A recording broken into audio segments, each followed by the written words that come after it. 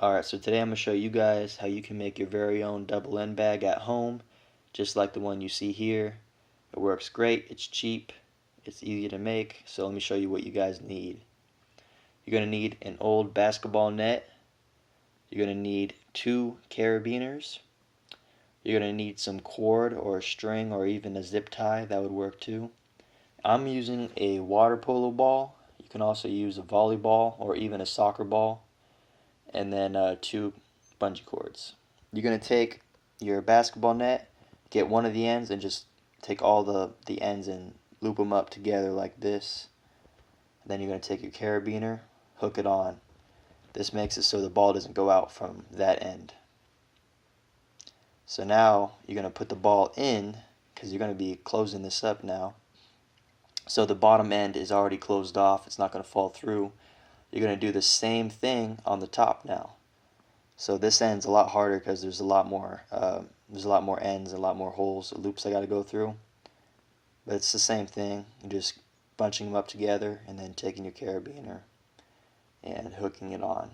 And it's already starting to look like a double end bag.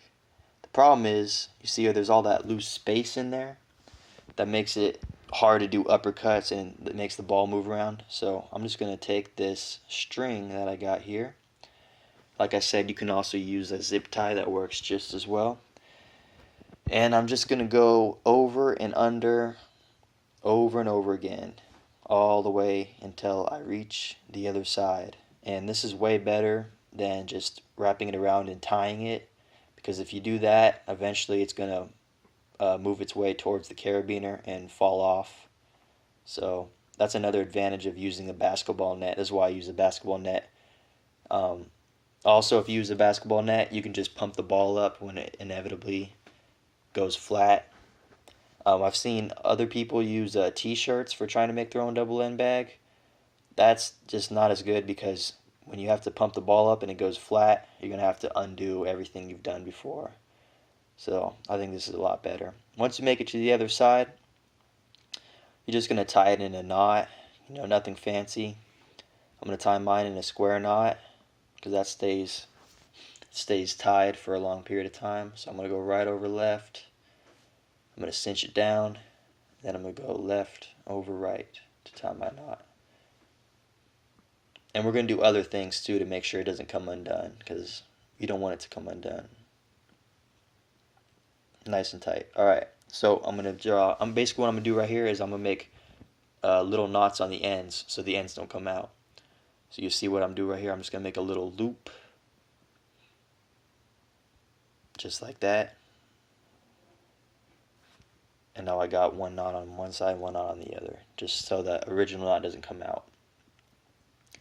You see me here burning the ends. This is so the ends don't get frayed and it doesn't come out that way.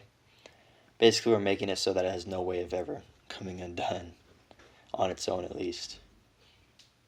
You don't need to burn it for that long too, just a few seconds will be good.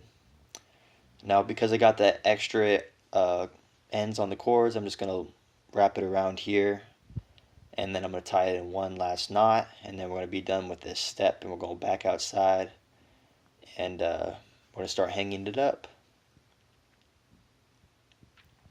So you can hang it up basically anywhere as long as it ends up being like the height of your head, so eye level. So you're going to have to get creative here. For me, the basketball hoop just ended up being the perfect height. And what I love about this, it's so easy to take down and set up since you're just using a bungee cord. So it doesn't have to be somewhere permanently. You can always like put it back in the garage or something. So I have mine here. Now you got to do the bottom. So I'm just taking these weights and I'm putting them in a milk crate. You can also use rocks, and you don't even have to use a milk crate. You can use a sandbag as well. So you see me taking my second bungee cord and I'm just looping it around here. Again, get creative, do what works for you. This ended up working perfect for me with, the length of my bungee cords, and you're done. So now you got yourself something that works well and it was easy to do. So thanks for watching. Have a good one.